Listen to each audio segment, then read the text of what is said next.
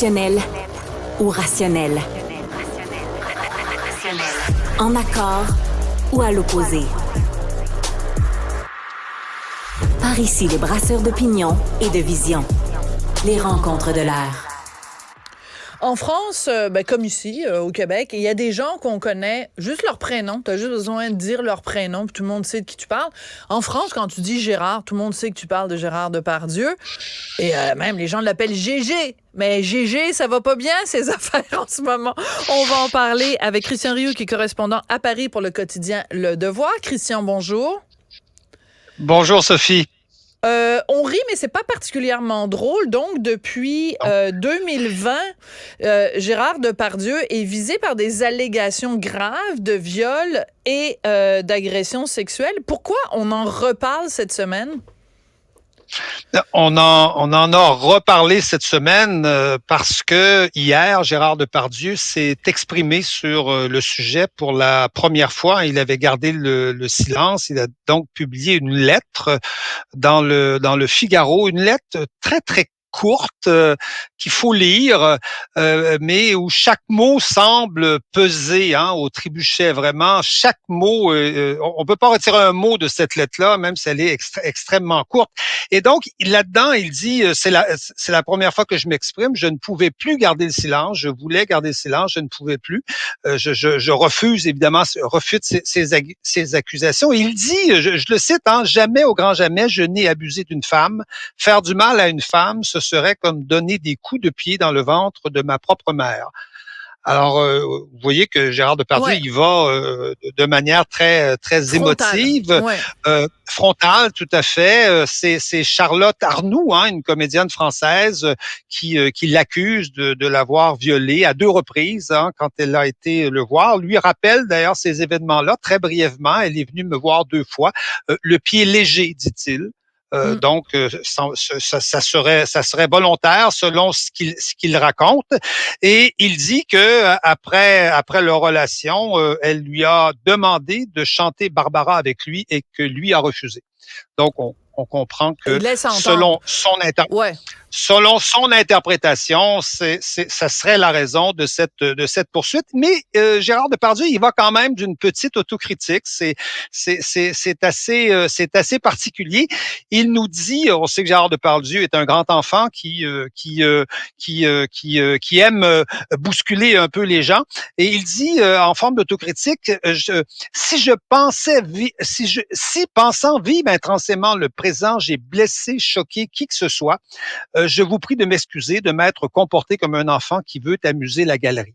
Donc, on sait que Gérard Depardieu n'était pas avare de baiser quand il était sur un plateau. Il pouvait, c'est quelqu'un qui aimait toucher les gens. Donc, on comprend que Gérard Depardieu, sur cette question-là, s'excuse. Donc, c'est la première fois qu'il intervient. Ça a provoqué évidemment des réactions. Charlotte Arnoux a réagi ici en France en disant qu'il oui, que c'était immonde et qu'il cherchait à inverser la culpabilité. Voyez-vous, donc, qui se peignait finalement en victime. Elle dit Barbara n'a rien à faire là-dedans, donc elle considère que ce n'est pas du tout une affaire liée à ce qu'elle aurait demandé à Gérard Depardieu et qu'il lui aurait refusé.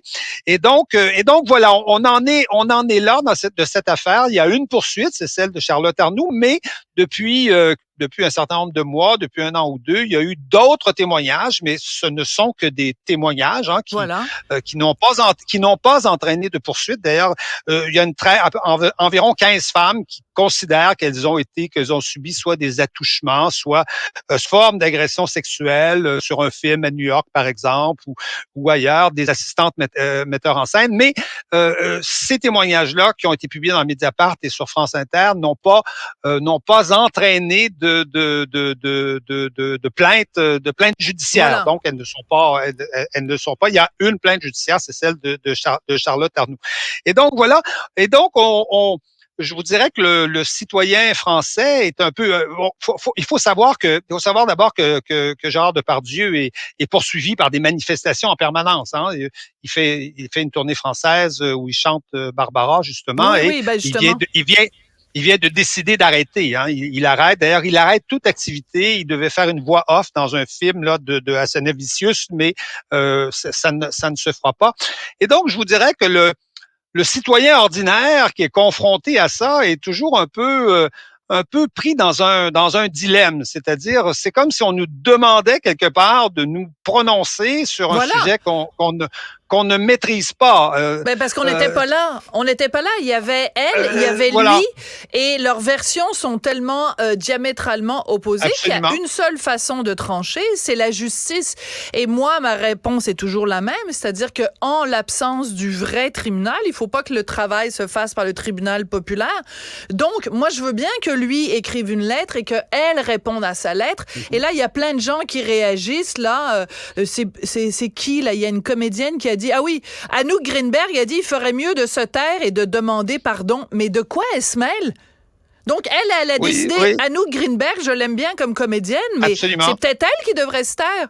Elle dit, il faudrait que Depardieu se taise et demande pardon. Donc, elle est juge, elle a fait le procès de Depardieu, elle. C'est incroyable. Absolument. On a l'impression que chacun un peu en profite pour régler ses comptes avec Depardieu. Le citoyen français est un peu perdu là-dedans. Hein. L'homme ordinaire est un peu perdu. Tout le monde aime Depardieu. Tout le monde adore ses films. Et que dire de la femme ordinaire, Christian? Oui, aussi, absolument. C'est elle aussi. Et donc, c'est pas loin d'être le comédien français de notre époque encore vivant. Par ailleurs, tout le monde désapprouve les agressions sexuelles et ce genre de comportement. Et donc, effectivement, vous avez raison. On n'a pas d'autre possibilité dans une société comme la nôtre que de s'en remettre à la justice. Or, que nous dit la justice justement sur Gérard Depardieu? Elle nous dit qu'il est considéré comme innocent, qu'il y a une présomption d'innocence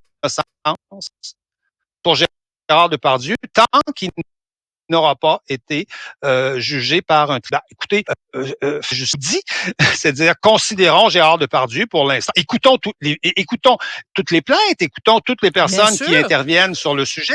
Écoutons Gérard Depardieu qui se défend. C'est tout à fait légitime. Tout le monde a droit à la parole, mais notre attitude devrait être celle de considérer Gérard Depardieu, de le considérer comme innocent, en attendant que la preuve ait été faite de sa culpabilité. Or, il y a des gens qui nous disent le contraire, c'est-à-dire il y a des gens qui nous disent que ils disent ça comme ça, ils disent toutes les victimes doivent être crues et il faut accepter le témoignage de toutes les victimes et il faut le reconnaître. D'abord, victime. Le tribunal dira si ce sont des victimes. Nous, on n'en sait rien. Ouais. Ce sont des plaignantes, des présumées victimes. Dire qu'il faut croire toutes les victimes, c'est aussi ridicule que de dire qu'il faut croire tous les accusés. C'est une aberration. Si moi j'allais dans une manifestation avec une pancarte en disant il faut croire tous les accusés de viol, là, tous les accusés d'agression sexuelle, ils ont tous raison. Mais non, il y en a qui sont coupables. Et il y a des accusés qui sont acquittés. Hein. Kevin Spacey a été acquitté, Gilbert Rozon a été acquitté, Benjamin Mendy, le footballeur français qui était accusé au Royaume-Uni, a été acquitté. Donc, il y en a qui sont condamnés, il y en a qui sont acquittés. Et donc, je vous dirais que le citoyen ordinaire, la citoyenne ordinaire, l'homme ordinaire, la femme de la rue, dans une situation comme celle-là, doit s'en remettre finalement à la justice. Et je le répète, la justice nous dit qu'il y a une présomption d'innocence dans un cas comme celui-là. Donc, il est assez triste de s'apercevoir que toutes ces manifestations forcent quand même Gérard Depardieu à annuler des spectacles, alors qu'il est considéré par la société innocent. Mais on a l'impression que dans ce genre d'accusations qui deviennent tellement sensibles, on a de la difficulté à faire entendre la raison et à faire entendre la logique normale de la justice sur un sujet comme ça. Voilà. Alors, écoutons la voix de la raison et rappelons à tout le monde, que nous vivons dans une société de droit. Merci beaucoup, Christian Rioux, correspondant à Paris pour le quotidien Le Devoir. C'est bien de s'en rappeler. Merci. Au revoir. À bientôt. Qu'elle soit en avant